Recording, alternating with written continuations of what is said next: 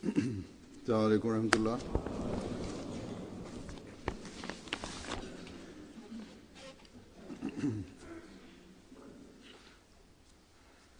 أشهد أن لا إله إلا الله وحده لا شريك له وأشهد أن محمدا عبده ورسوله أما بعد فأعوذ بالله من الشيطان الرجيم بسم الله الرحمن الرحيم الحمد لله رب العالمين الرحمن الرحيم مالك يوم الدين إياك نعبد وإياك نستعين اهدنا الصراط المستقيم صراط الذين أنعمت عليهم غير المغضوب عليهم ولا الضالين.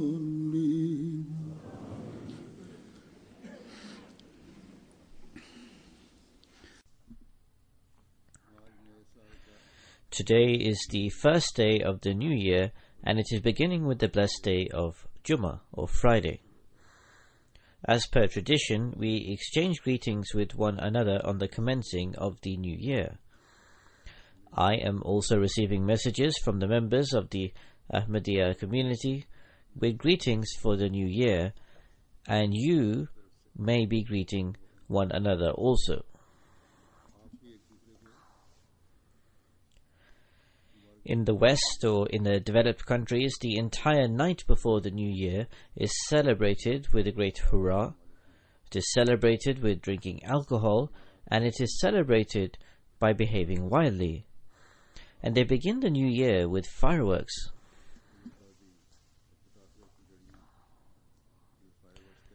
This is how the New Year is initiated. In fact, the Muslim countries have also started to welcome the New Year in a similar fashion. Subsequently, yesterday, while the news was reporting on the firework display in Dubai, it was also showing footage of a nearby 63-story-high building on fire, which had turned into a heap of ash.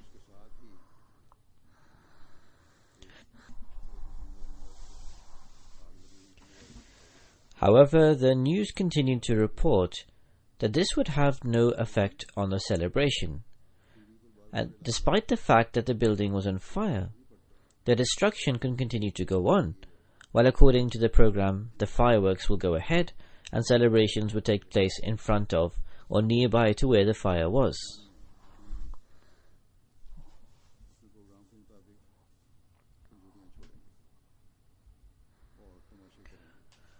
Although the condition of the majority of the Muslim countries is very pitiable, however, these worldly celebrations are being done by those countries who have a lot of money. Even if the fire did not take place, even then the current circumstances necessitate that these rich Muslim countries should have announced that they will not waste their money on such futile extravagances, instead that they would help the Muslims who are in a state of suffering.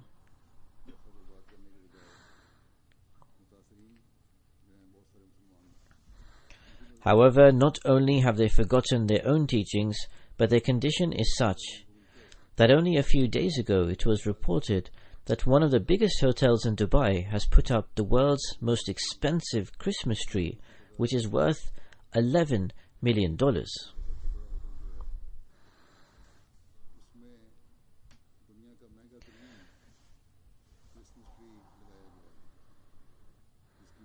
and so these have become the priorities of the wealthy Muslim countries. But by the grace of God the Almighty, the majority of Ahmadis spent their night engaged in prayer, or they woke up early in the morning and offered the supererogatory prayers, and with this began the new year. They performed the nafil, the voluntary prayers.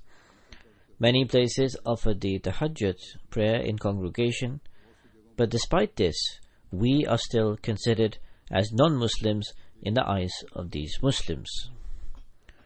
While those who behave wildly, waste money, and make special arrangements for celebrating other people's religious customs are considered as Muslims.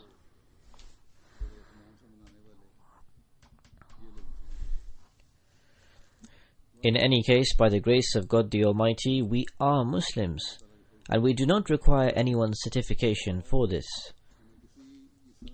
Indeed, the certification we desire is from God the Almighty alone, and that is by becoming true Muslims in the sight of Allah the Almighty. In order to attain this, however, it is not enough to simply offer individual or congregational tahajjud on the first day of the new year alone, or to give sadaqah, that is alms, or perform any other good deed, and feel that this will make us worthy of gaining the pleasure of God the Almighty.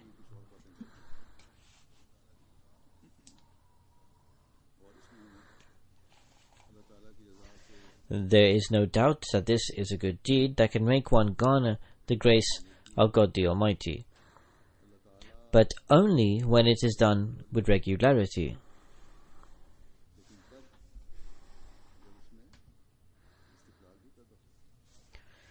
God Almighty desires from His servants to perform good deeds consistently. God Almighty desires for His servant to consistently adhere to His commandments and carry out good or virtuous deeds. One needs to bring about a revolutionary change in his or her heart. Only then will God the Almighty be pleased. There is a need to bring about a pious reformation within our heart.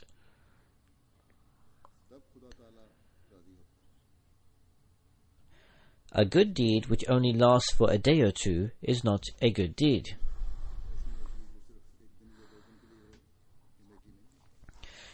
Therefore, we have to carefully consider which kinds of actions and which kinds of practices we need to adopt or should adopt, which will enable us to attain the pleasure of God the Almighty. In relation to this, I have selected the various guidance afforded to us by the one who has been sent by God the Almighty in this era, in order to reform the world today, which He relayed to His community on various occasions, so that we can constantly and consistently strive to earn the pleasure of God the Almighty. These words will not only make the first day of the year full of blessings and bounties and grace, but in fact it will make the 12 months and all 365 days of the year truly blessed. And we can become the recipients of God the Almighty's grace.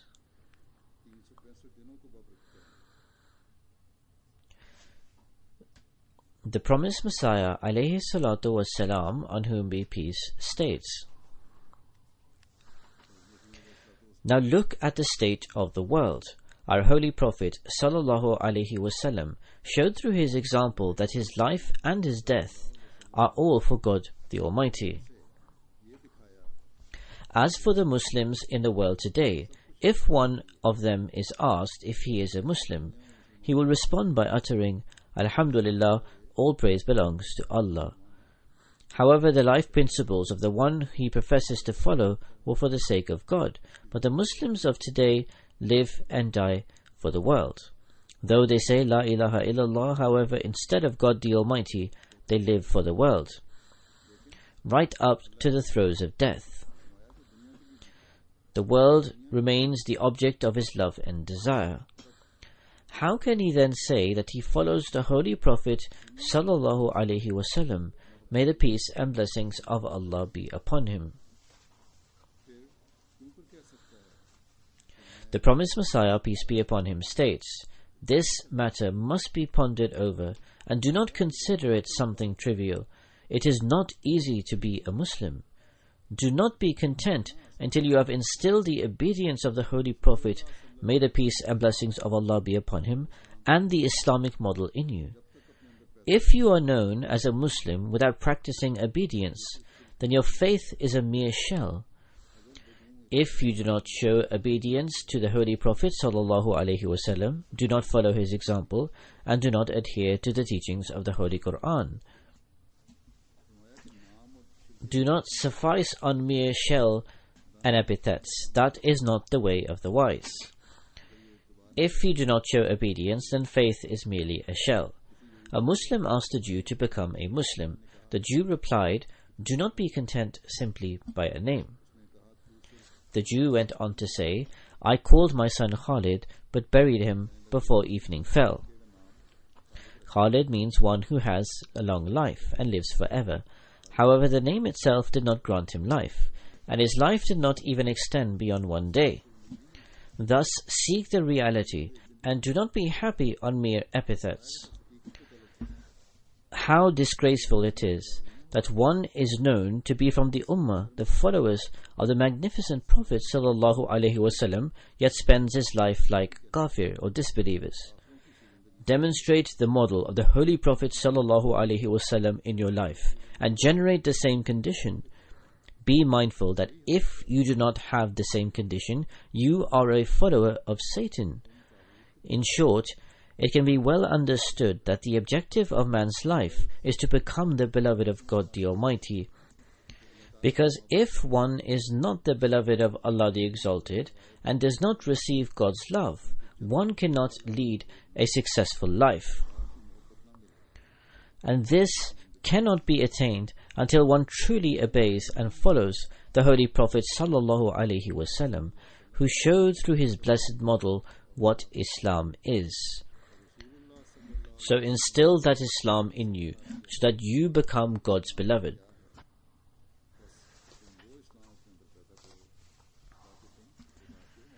Islam does not forbid one from the bounties of the world.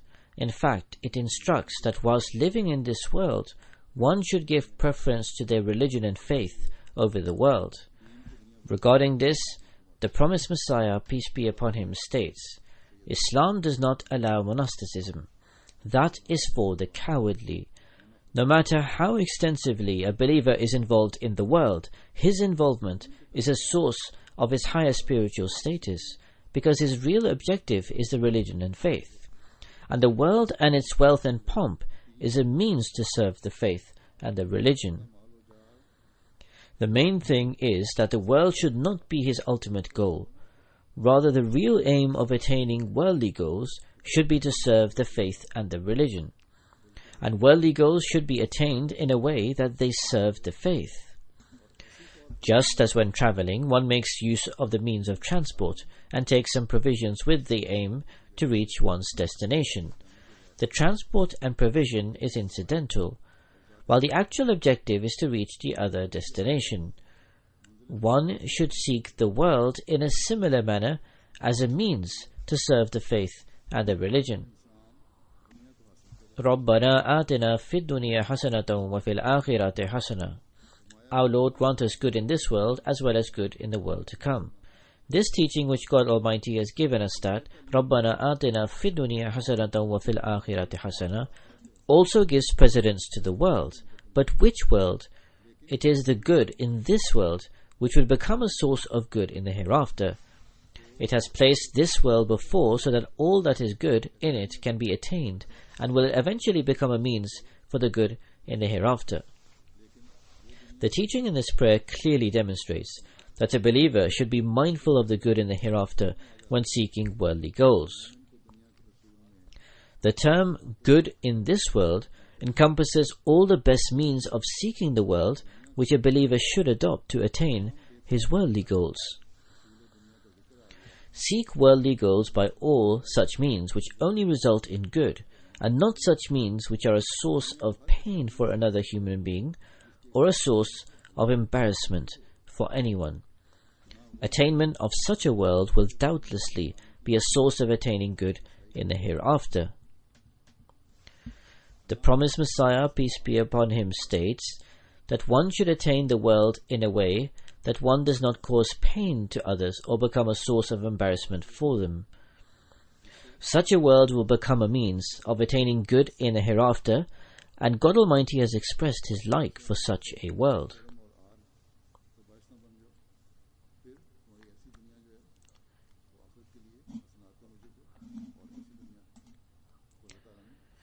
The promised Messiah, alayhi salatu wassalam, on whom be peace, then says, it should be understood as to what is meant by hell. One hell is that which Allah the Exalted has promised after death, and the other is in this life. If it is not for God the Almighty, then this becomes a hell. That means that if this world is devoid of good, then it becomes a hell. The promised Messiah, peace be upon him, continues, Allah the Exalted does not look out to remove the pain of such a person or bring him comfort. Do not imagine that apparent wealth or power, property and respect, or having many children becomes a source of pleasure, contentment or tranquility for someone, and he is in paradise by virtue of these. That is, that the world becomes a heaven. Most certainly not. The satisfaction, contentment, and tranquility which are rewards of paradise cannot be found in these things. They can only be attained by living and dying for God. For this, the prophets of God, peace be upon them, in particular Abraham and Jacob, advised, let not death overtake you except when you are in a state of submission. The pleasures of this world create impure greed, which heightens craving and thirst. That is, the pleasures of this world only create greed, and leaves one thirsty, just like the one who suffers from thirst due to an illness. Just like the case of one suffering from excessive thirst, and continues till such a time that one perishes. The fire of unnecessary desires and longing is like the fire of hell, which does not let man's heart find comfort. On the contrary, it keeps one writhing and squirming in doubt and anxiety. Therefore, this aspect should not at all remain concealed from my friends, that is, Ahmadis, that man should not be so crazed and self-absorbed in the passion and intoxication of his love for wealth and property or family, that it creates a distance between him and God the Almighty. In other words, a distance is created and the connection with God the Almighty ceases to exist.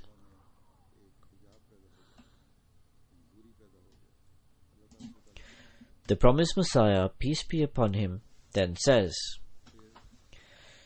it has dawned upon my heart that Alhamdulillahi Rabbil Alameen, Ar-Rahmanir Rahim, Maliki Yawmiddin, proves that man should inculcate these attributes.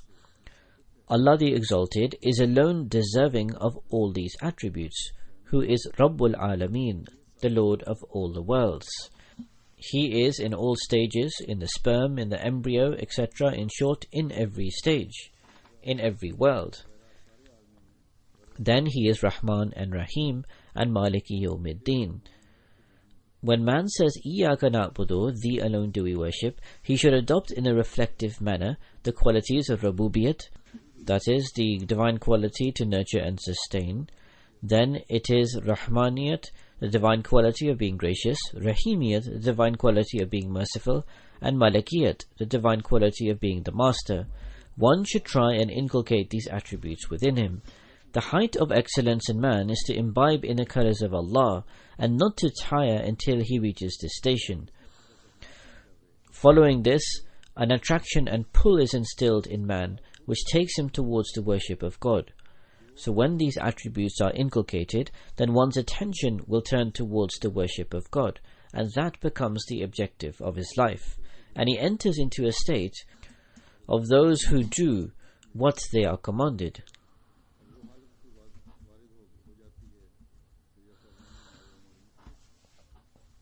one cannot trust this life. Therefore one should always keep death in view.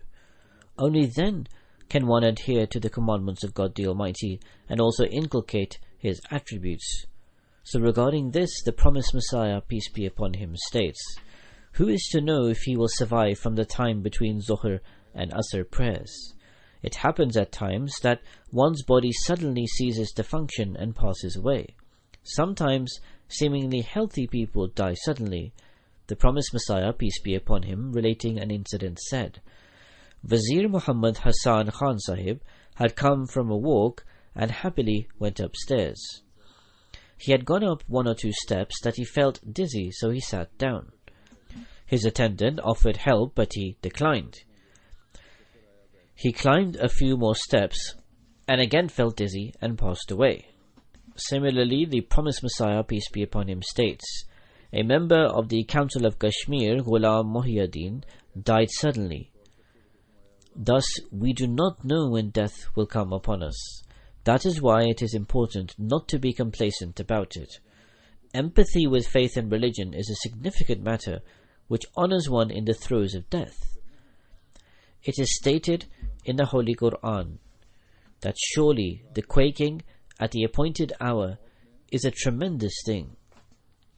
Now we do not deny that the hour also signifies the Day of Judgment. However, here it means the throes of death, because it is a time of complete cutting off, and man is separated from all things he loved and was impressed with, and a kind of quaking overcomes him, as if deep within he is ensnared during the time of death. Therefore, it is in man's benefit to be mindful of death, that when the time of death approaches near, and one is in the throes of death or in any other state, then this is the most important thing and must always be kept in mind.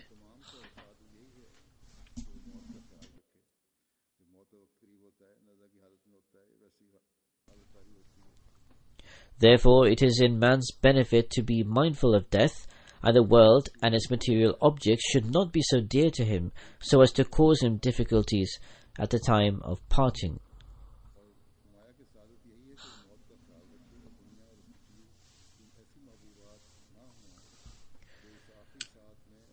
When one is mindful of this, then one will strive to do good.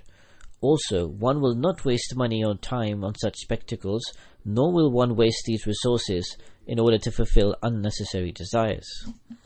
Then, regarding bringing about a pure change, the promised Messiah, alayhi salatu wassalam, on whom be peace, says, "Therefore, do not live without fear. Remain engrossed in istighfar, and seeking forgiveness from Allah the Almighty. Remain engrossed in prayers, and instill a pure change. This is not the time for negligence. The soul gives false hope to man that your life will be long. But consider death to be at your doorstep. God's being is the truth. The one who wrongfully offers the rights of God to someone else will meet a disgraceful death."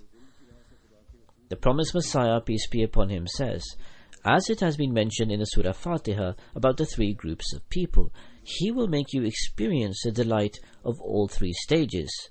Those who came last in this group will give in precedence, that is, walad-dallin, those who have gone astray. Those who have gone astray is mentioned in the end of Surah Fatiha. However, whilst giving the example of Muslims here, the promised Messiah, peace be upon him, says that they became amongst the first. The promised Messiah, peace be upon him, is giving the example that the condition of Islam was such that the reaction was catastrophic if someone renounced Islam, and at the time of the promised Messiah, peace be upon him, more than 2 million converted to Christianity. They have become impure by leaving Islam themselves, and instead of realizing their own impurity, they curse at the pure and holy personage and speak ill against the Holy Prophet sallallahu alaihi wasallam. Then the promised Messiah, peace be upon him, says, "A model of those who have incurred the displeasure of Allah the Almighty is being illustrated through the plague. The plague is a calamity. It befalls those people who incur the displeasure of Allah the Almighty. In this day and age there are storms, there are earthquakes, and there are various types of calamities. If one was to ponder over this, it becomes clear that all of this happens due to the displeasure of Allah the Almighty, and it is such things that cause a human being to return to Allah the Almighty again and make one realize that he should bow down in front of Allah the Almighty and save himself from the state of wrath. The promised Messiah, peace be upon him, says after this there is a group of An'amta alayhim, upon whom God has bestowed his blessings. It is a matter of principle, and it is an old practice of Allah the Almighty that when he addresses a nation and tells them not to do something, a group from that nation certainly disobeys God. When Allah the Almighty said in the Holy Quran, or even now, that do not commit such and such act, it means that people will commit that act. Allah the Almighty is giving a warning that although people will commit this act, do not fall to it yourself, because it would lead to his punishment. God says that tell me about a people who were instructed not to commit an act, and yet they refrained from violating this instruction. So that is, that if a nation is instructed not to do something, they definitely go ahead and do it. God told the Jews not to pervert or interpolate the Torah, yet they did so. It was not, however, said regarding the Holy Quran that do not pervert it. Rather, it was said regarding the Holy Quran, Inna nahnu nazalna zikra wa inna lahu lahafidhun.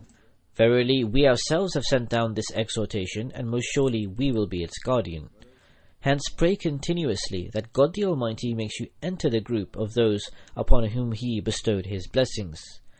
So there is a need for prayers and continuous prayers in order to enter the group of those upon whom God bestowed His blessings.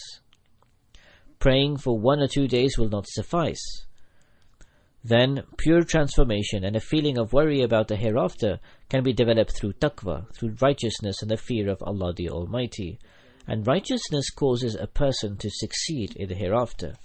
About this, the promised Messiah, peace be upon him, says, the righteous are given a manifestation of God, and they are under the protection and shade of God. But what is needed is that one is sincerely and purely righteous, with no measure of satanic influence whatsoever. God does not like shirk, associating partners with him, for if one has some measure of satanic influence, God Almighty deems it all to be from Satan. The pain and suffering experienced by the beloved ones of God comes to pass by divine will. Otherwise, the whole world joined together cannot give them the slightest amount of pain and distress, because these people are role models for the world. Therefore, it is imperative that they also demonstrate models of how to endure difficulties. Otherwise, Allah the Exalted states that He is not concerned about anything as much as He is by taking the life of one who is His friend. God Almighty does not want His friend to experience any pain, but they are given pain because of need and expediency. Therein lies their own good, because their high morals during times of suffering and hardship become apparent and manifest. Prophets and the friends of God do not experience pain in the manner where it is due to God's displeasure and chastisement.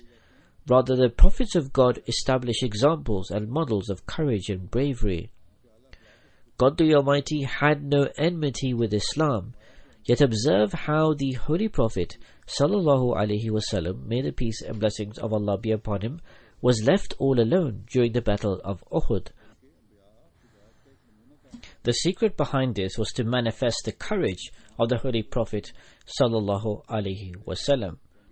He stood alone in the face of 10,000 and considered that I am a messenger of God. No other prophet had the chance to demonstrate such a model.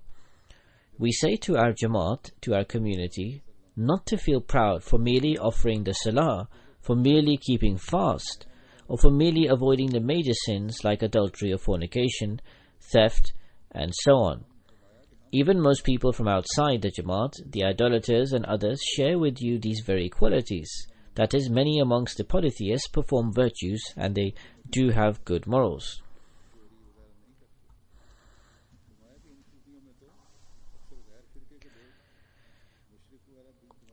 The narrative of righteousness is exquisite and very subtle, so you should attain it.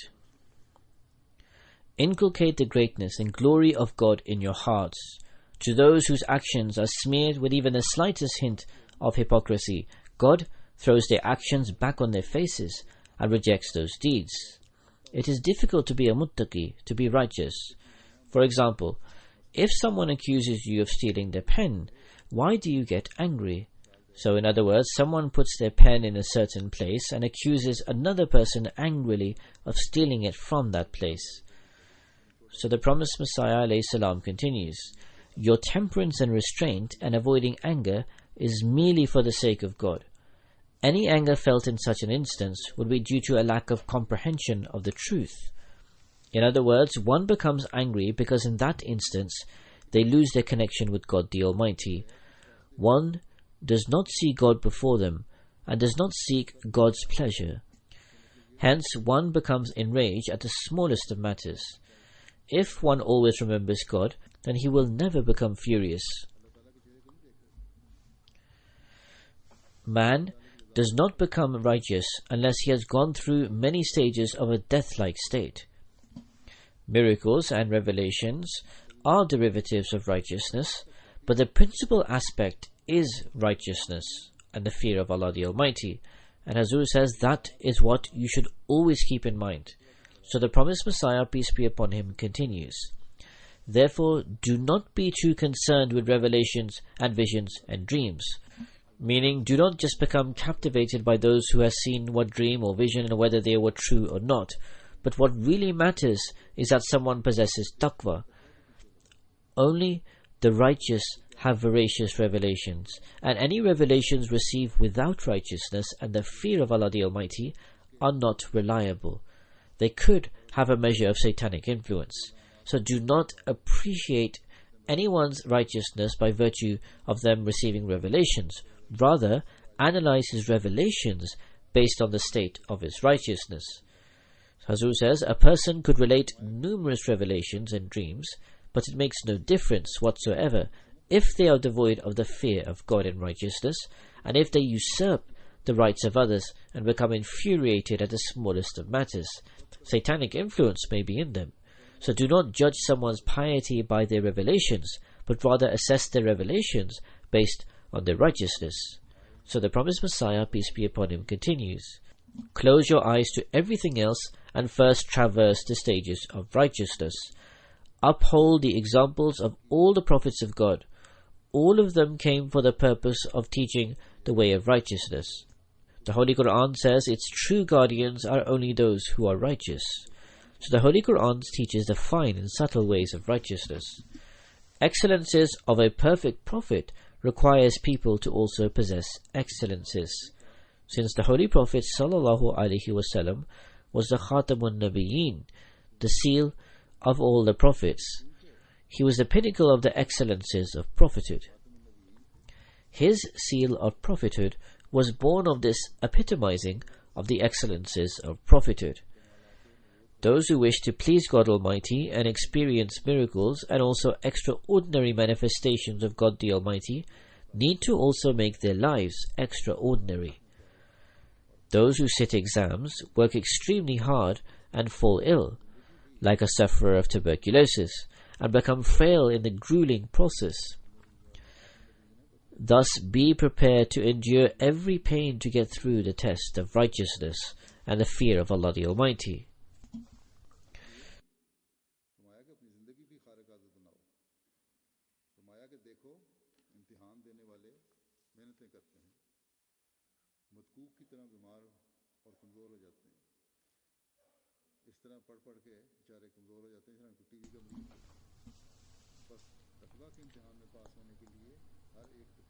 Taqwa is also a trial, and we must make efforts towards it. When man sets out on this path, Satan attacks him most strongly. However, a stage comes when ultimately Satan stops. This is the stage when man's base life undergoes a death, and he comes under the protection of God the Almighty. He becomes a manifestation of God, and is Khalifatullah. In summary, our teaching is that man should expend all his faculties and all his energies in the way and the path of God the Almighty.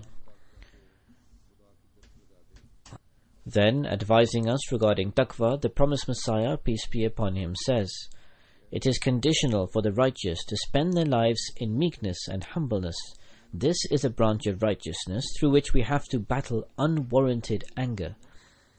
For many highly devout and truthful people, shunning anger is the ultimate and most challenging stage. This means that one should not enter a fit of rage in response to the anger of another person towards them. Arrogance and pride is generated from anger, and at times, anger itself is generated from arrogance and pride. So one who is arrogant becomes angry at the pettiest of matters and issues, and the only reason this is born out of is because of their arrogance.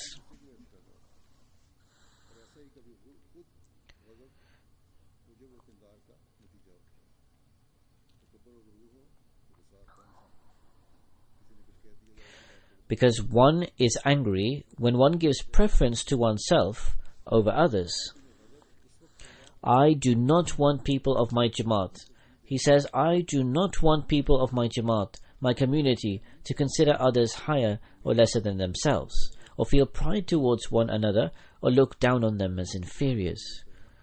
God alone knows who is honorable and who is lowly.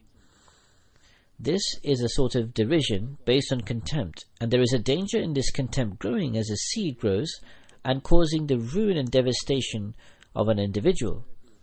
One who thinks himself as superior to others in any way means that he looks down upon others in disdain, and this mentality ruins a person completely. Some people are most courteous when they meet those who are important and influential, those who are rich and highly placed.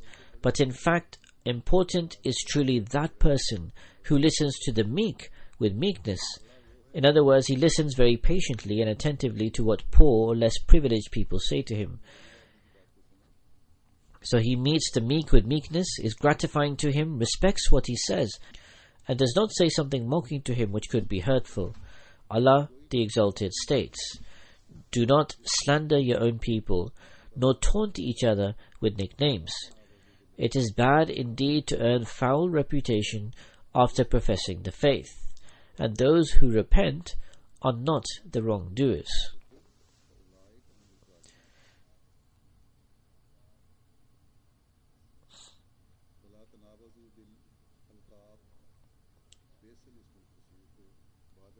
So it is, do not call each other by taunting names. This is a practice of the wicked. One who taunts others will not die until he himself suffers in a similar way. Do not be contemptuous of your brothers. You drink from the same fountain, so who is to know in whose fate it is to drink more? No one attains respectability through worldly principles, and in the eyes of God the Almighty, one who is righteous is the most honorable. As is said in the Holy Quran, verily the most honorable among you in the sight of Allah is he who is the most righteous among you, and surely Allah is all-knowing and all-aware. Then advising his Jamaat further, the promised Messiah, peace be upon him, expounds on the different aspects of taqwa and says, all the faculties granted by Allah the Exalted are not given to man to be wasted by him. In fact, they are developed through the right and proper use. That is, to use them fairly and in their appropriate place develops one's faculties, and it generates further virtues. So the promised Messiah, alayhi salatu wassalam, on whom be peace, continues, this is why Islam does not teach us to excessively use our faculties beyond bounds, such as to stare inappropriately, rather to use them within the permitted bounds, and to constantly purify oneself. That is, we have not been given eyes to look with them inappropriately. We have been given senses and faculties, but the promised Messiah, peace be upon him, explains we should use them justly, and we should reform and purify ourselves. So it is stated in the Holy Quran, surely success does come to the believers. And after illustrating the life of the righteous, it is stated in conclusion, and it is they who shall prosper. The promised Messiah, peace be upon him, is explaining the verse and says, that is, those who practice righteousness and believe in the unseen.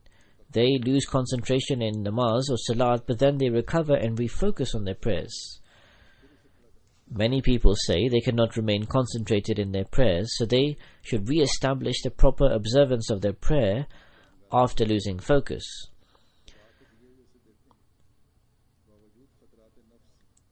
And they spend out of which God has bestowed them.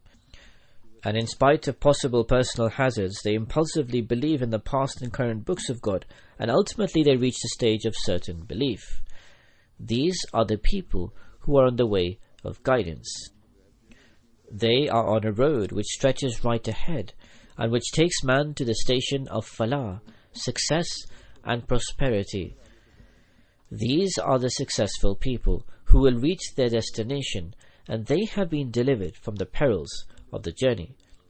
This is why Allah the Exalted gives us the teaching of righteousness at the outset, and granted us a book which carries commandments regarding righteousness.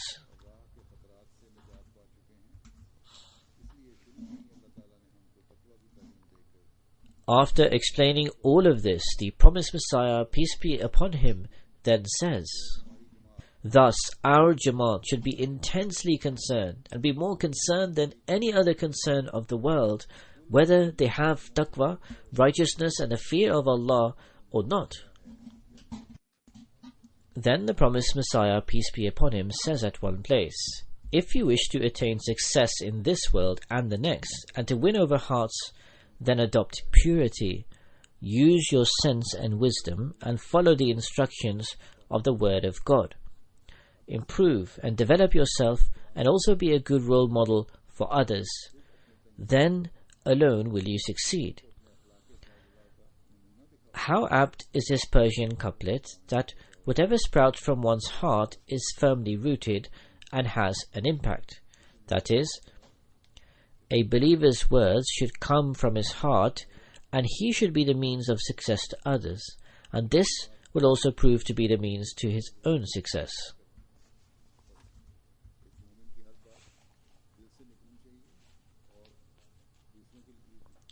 Thus, develop your heart.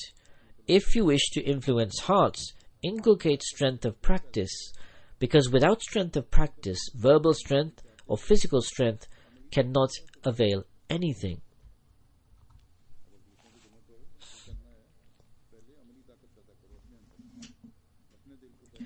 There are hundreds of thousands of verbose people. Many are called Maulvi or Ulama, who stand on these pulpits, and having given themselves grand titles, they go on and deliver their sermons. They say, "Shun arrogance, pride, and foul deeds." However, ascertain what their own practice is and their own actions are by the fact as to how much their words actually even influence your heart.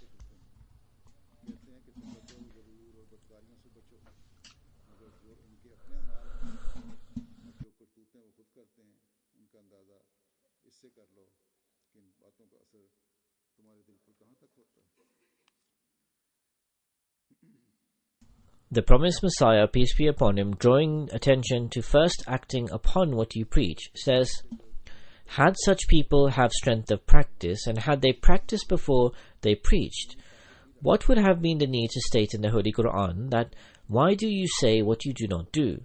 So this verse explains that there were people in this world who preached what they did not practice, as indeed there are such people now, and there will be such people in the future. So we must give heed to this if we want to follow the commands of the Holy Quran. Further, we must give special attention to the admonishment to first assess our own condition. The office bearers of the community should foremost adhere to this guidance, among whom are those who do counsel others, yet but completely contrary to what they are advocating, or make excuses in doing so, or are reluctant or hesitant. And thereby they give secondary importance to the commands of Allah the Almighty and His Messenger, sallallahu alaihi wasallam, may the peace and blessings of Allah be upon him. Several cases in this regard emerge. Further elucidating on one corroborating their words with their actions, the promised Messiah, peace be upon him, says, "Listen to what I say, and remember it thoroughly, that if man's words are not heartfelt and he has no strength of practice, his words will have no impact. This indeed is what proves the tremendous truthfulness of our noble Prophet sallallahu alaihi wasallam, because the successful way he won over hearts and influenced them has no parallel in the entire history of mankind. And all this came to pass because there was complete conformity between the Holy Prophet's words and the Holy Prophet's actions or deeds. And we have been commanded to follow the practice of the Holy Prophet sallallahu alaihi wasallam. Then, drawing attention to one more matter necessary for the well-educated members of the community, for parents and to youth acquiring higher education, the promised Messiah alayhi salatu wassalam, on whom be peace, says, another great trouble that befalls well-educated people these days is that they have no awareness of religious knowledge. When they read criticism by a scientist or a philosopher, they develop doubts and misgivings about Islam. This leads them to Christianity or atheism. In such instances, their parents' role is also one of great cruelty and unfairness, in that they did not give them any time at all to obtain religious knowledge, and involve them from the very outset in activities which thereby deprive them of the pure religion.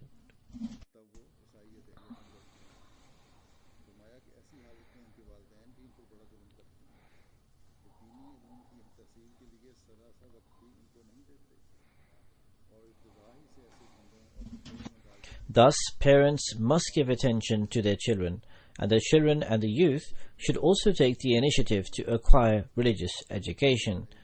With the grace of Allah the Almighty, there is such an abundance of Jamaat literature on the Quran and its commentary that if one were to read it, all misgivings, doubts and objections would be easily removed. Then, regarding mutual brotherhood, unity and affection, the promised Messiah, peace be upon him, says, I have spoken many times before on mutual love and accord in the Jamaat. Have mutual accord and stay united. Allah the Exalted gave the teaching to Muslims to stay as one, otherwise they would be diminished. The commandment to stand shoulder to shoulder during the Salat is to promote mutual unity, and so that goodwill can permeate like an electric current from one to another. If you have discord and lack unity, you will be unsuccessful and deprived of blessings, and you will not be able to fulfill your objectives. The Holy Prophet sallallahu alaihi wasallam, may the peace and blessings of Allah be upon him, said, love each other and pray for each other in secret. True affection requires that we pray for others regardless if you know them or not, and secondly to pray for them without telling them. If a person prays for another in secret, angels wish the same for him and pray for him. How superb is this point! If man's prayer is not accepted, and then an angel certainly is. So I advise you, and I wish to say to you, not to have discord among one another. The promised Messiah, peace be upon him, says, I have brought only two issues. Firstly, adopt oneness of God, and secondly, show love and empathy for each other. Be such role models that work miracles even on others. This is a conviction that was created in the Sahaba, the companions. Remember, you were enemies, and He united your hearts in love, as is said in the Holy Quran. Remember, togetherness and unity is a miracle. Remember, unless each of you prefers for his brother what he likes for himself, he is not from my Jamaat. He is a tribulation and calamity. Then the promised Messiah alayhi salatu wassalam, on whom be peace, says, Inshallah, God willing, a righteous and pure community will stem from me. What is the reason for mutual discord? It is malice, conceit, self-love, and emotions. So here the promised Messiah, peace be upon him, says with great pain that those with rancor, selfishness, etc., and the promised Messiah continues, I have said that I will remove all those from the community who cannot control their emotions and cannot live with accord and with unity. Those who are this way inclined should remember that they are but guests for a short while, and they will not last long unless they show good examples. I do not wish to experience any personal criticism owing to someone else. A person who is not according to my wishes, but is in my Jamaat, is like a dry branch. What else can a gardener do but cut him off? A dried branch takes the water alongside a flourishing branch, but a gardener cannot make it green. In fact, it pulls other branches down with it. Thus be warned, one who does not correct himself will not stay with me. So those who are weak will not attain these blessings, will not benefit from the prayers the promised Messiah, peace be upon him, made for his community. So each one of us must go on assessing our personal conditions in this context. He then further states that God Almighty has said in the Holy Quran, وَإِجَعِلُ الَّذِينَ تَبَعُوكَ فَوْقَ الَّذِي كَفَرُوا إِلَى يَوْمِ الْقِيَامَةِ, that this reassuring pledge has been made to the son of Mary, born in Nazareth. That is, he will place those who follow thee victorious over those who disbelieve, until the day of resurrection. The promised Messiah, peace be upon him, states, although this promise was granted to Jesus, peace be upon him, son of Mary, but I give you glad tidings that God Almighty has also used the same words to refer to the son of Mary who was to come bearing the name of Jesus, the Messiah. He further writes, now ponder whether those individuals who by associating themselves with me become part of this grand promise and tiding, can they be such people who are in the state where their souls incite to evil and are resolute on a path of rebellion and disobedience? No, absolutely not. Those people who truly value the promise of God and do not dismiss my words as fables and stories, then remember this and listen open-heartedly as I say it once again.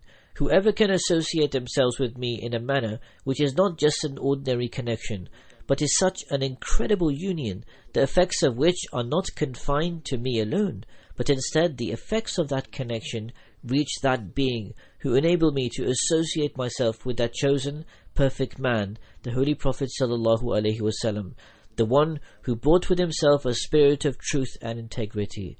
I even say that had the effects of this applied only to myself, I would not have worried a single bit nor taken any notice.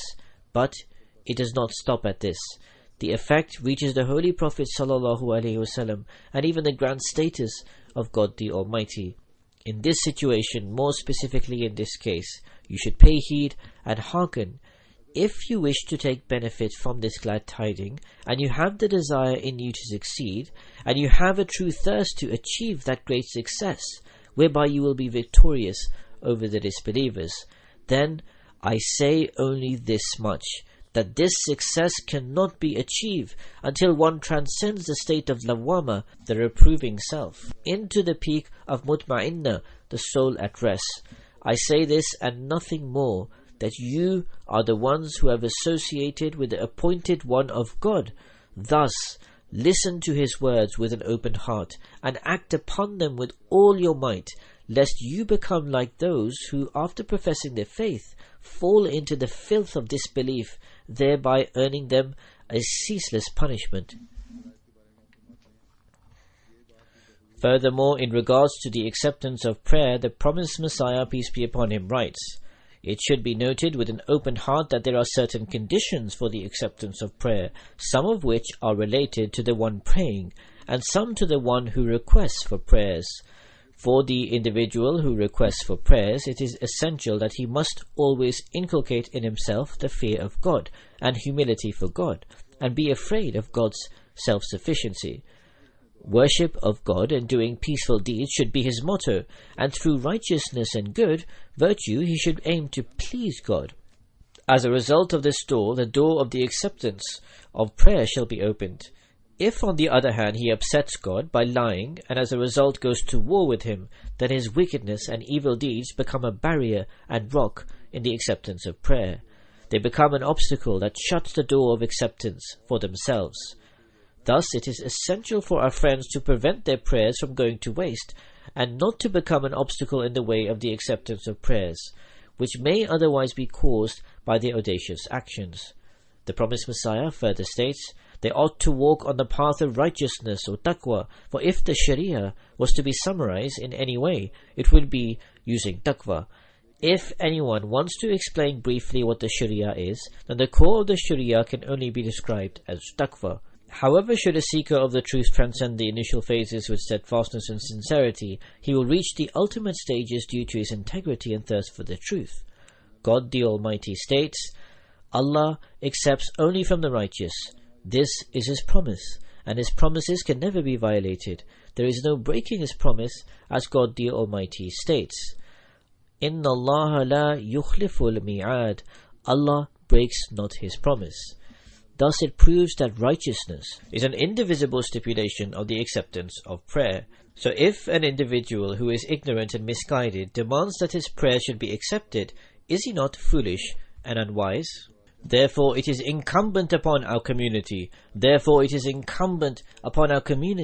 for every person to walk on the path of taqwa to the best of their ability, so that they may find the delight and comfort in the acceptance of prayers, which will be a means of their faith to grow. Never should you think that God Almighty will be pleased by just performing the bay'at, the pledge of allegiance alone. That is just a periphery, whereas the nucleus is on the inside. In nature, it is often the case that there is a shell, and the core is on the inside. The shell itself has no value. The core is what is important. In certain cases, the core does not even remain, like a hollow egg of a chicken, which contains neither yolk nor egg white, and will therefore be discarded.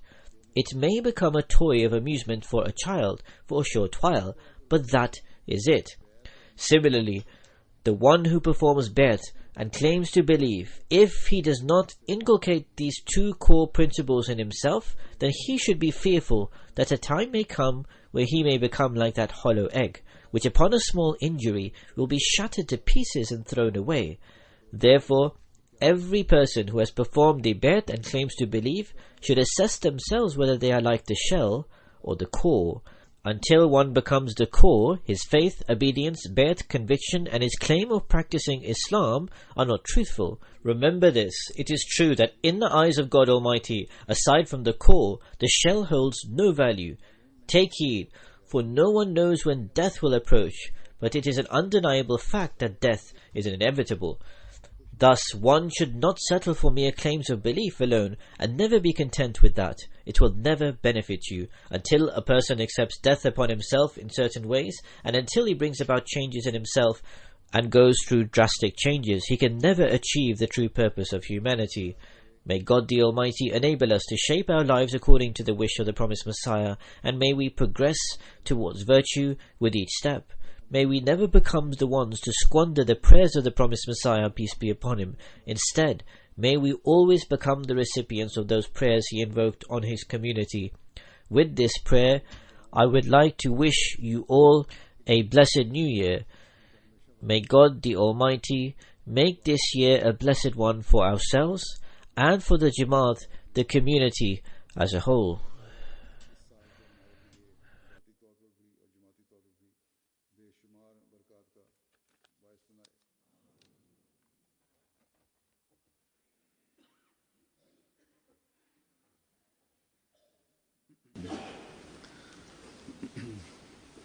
Alhamdulillah,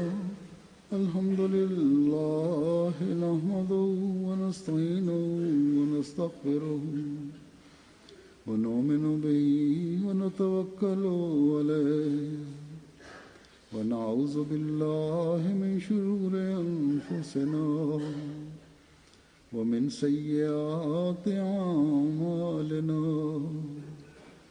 من يهده الله فلا مضل له ومن يضلل فلا هادي له ونشهد أن لا إله إلا الله ونشهد أن محمدا عبده ورسوله